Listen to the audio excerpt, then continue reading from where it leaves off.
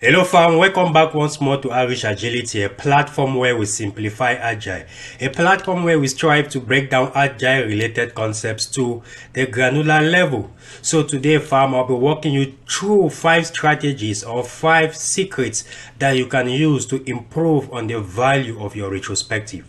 Remember, one of the principles of Agile Manifesto clearly mentions that at regular intervals, the Scrum team will pause, the Scrum team will come together, the Scrum team will recuperate to find ideas on how they can continuously improve. It's all about continuous improvement. It's all about inspection and adaptation. And the beautiful thing about retrospective is the fact that as a team, at the end of every sprint, we have that beauty to come together to see how we can evolve, to see how we can continuously grow as a team, to identify gaps and see how we can close that gap, right? And the secret behind every retrospective revolves around preparation. Preparation is a key. The better you are prepared, or the more prepared you are, that is going to determine how successful your retrospective is going to look like, right? So today I'll be sharing with you my 5 tips. But before we do so, if you're new to this family fam, I encourage you to subscribe, turn your notification bell on so that next time I'm dropping another similar content like this, you are the very first person to be notified. So without taking so much time, let's dive straight into our discussion of today. So fam, what are some of the things you can do to improve on your next retrospective? Number 1, you want to make sure you're setting the stage. What do I mean setting the stage? This happens even before your retrospective. Remember, I'll keep emphasizing on what? Preparation, right? Does your meeting carries a clear agenda that describes what the team shall be doing during your retrospective? You want to make sure that your invitation link carries a clear agenda. Number 2, make sure you prepare some icebreakers, right? Identify some games. You want to make sure that you want to get your team engaged. You want to get everybody participating, right? And the secret getting that engagement is to make sure that you get some what I call blood flowing. How do you get that blood flowing? Icebreakers will never fail you. Do your research, right? Maybe you guys are just coming back from the weekend. Ask you some open-ended questions about the weekend, right? What some adventures did they engage during the weekend? That will get them, start participating even before you dive into your qualitative data collection, right? If you have some beautiful games out there, do some research, bring those games, but make sure that the games you bring are not games that will be offensive. Remember, most of the time we work in multicultural environments. You don't want to bring a game that will be, go against maybe somebody's norms. So make sure you do your research, right? And number 3, you want to make sure you're creating what? Psychological safety, right? You want to make sure your developers understand that your retrospective is a non-judgment zone. Nobody shall be judged for what they say, right? Let them know that as long as we stay within the confines of respect, as long as we don't step on others' toes, then it's a non-judgment zone, right? You can even go as far as maybe working with a team to create a little working agreement that's gonna, pull you through that retrospective. But creating that psychological safety is the key, right? It's very, very important. Number 2, your next item is you want to make sure you quickly review the last sprint outcomes, right? What do I mean by that? Gather some data. It could be your velocity. It could be a burn down chart, right? Maybe you all just came out from a successful release. Get your team to ponder briefly on the last sprint. Doing that will get them start thinking, right, on some of the things that actually transpired during that 2 weeks. It is very, very important.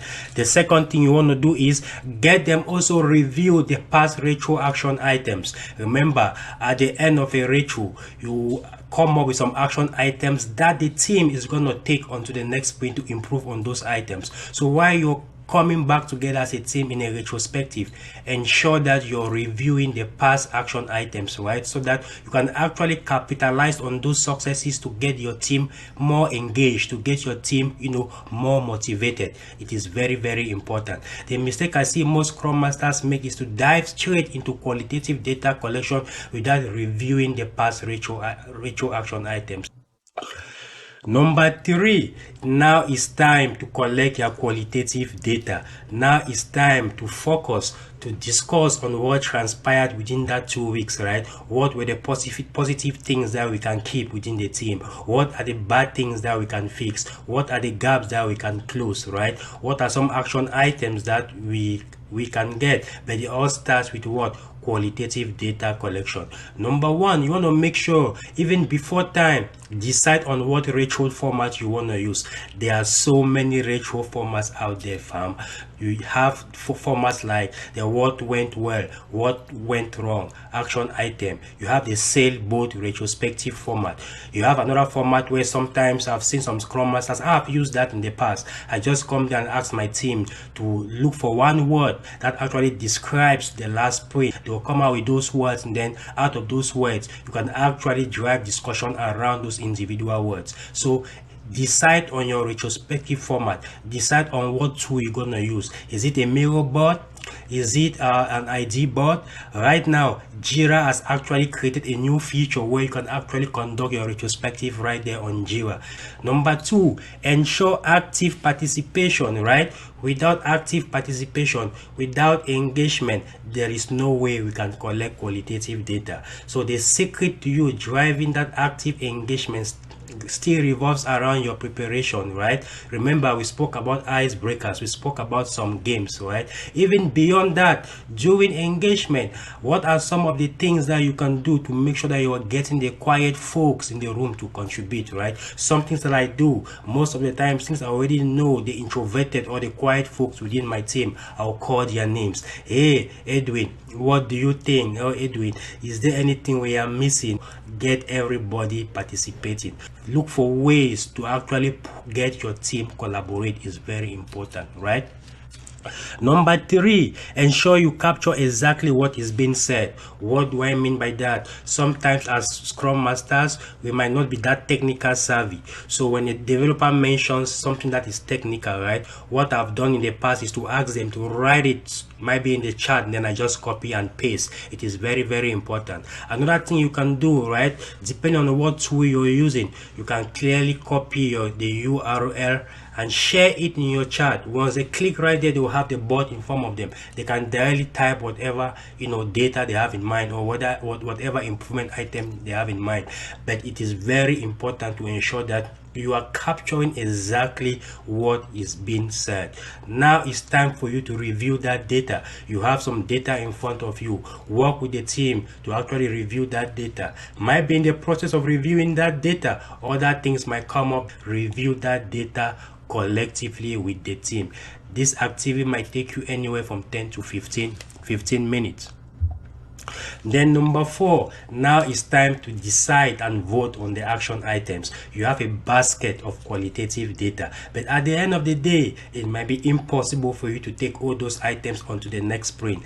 What do? Work with the team to actually narrow down and see what are the critical action items that the team can vote on and take onto the next sprint. Once you decide on those action items, it's now time for you to decide on ownership. Who wants to take ownership of those items? Maybe as a Scrum Master, you can decide to take ownership on some of the items. Maybe a developer can take ownership on some of the items. But it is very important that before we leave that retro, there is an owner to attach to any of the action items. It is very, very important.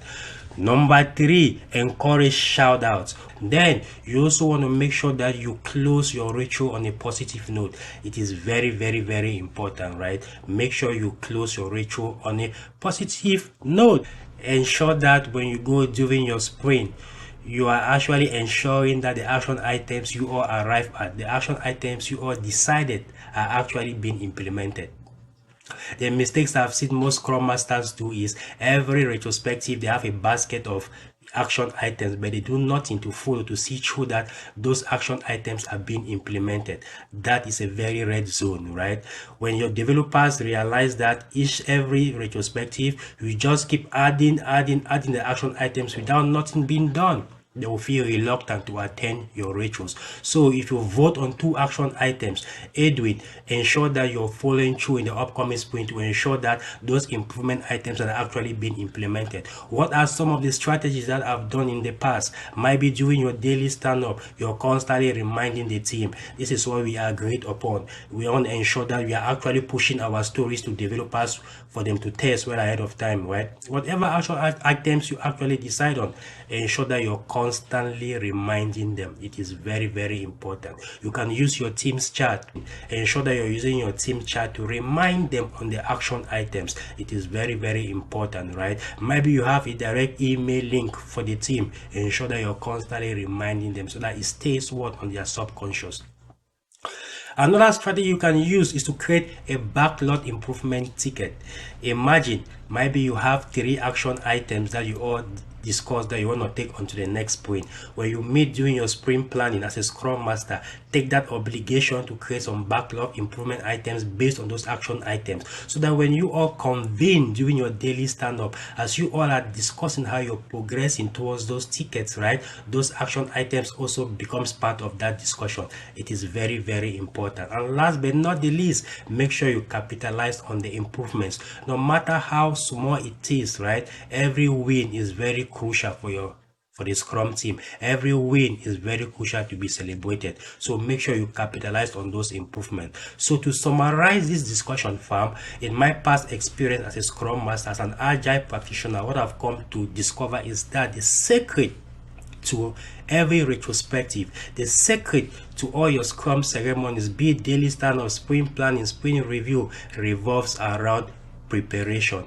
The more you prepare, the better you stand. So fam, if you found this content useful, please like this content, share this content to bless someone, and you are interested in a safe Scrum Master certification, feel free to reach out to us, right? We'll help you master the fundamentals of the safe framework. Or if you are just looking for someone who can help you improve on your Scrum mastery skills, somebody who can help you better deliver value for your team, fam, feel free to reach out. I'll be more than happy to actually have this discussion with you. And also, if you're looking for somebody who can help you go through your resume, if you're currently in the job market, feel free to reach out. I'll help you walk you through your resume.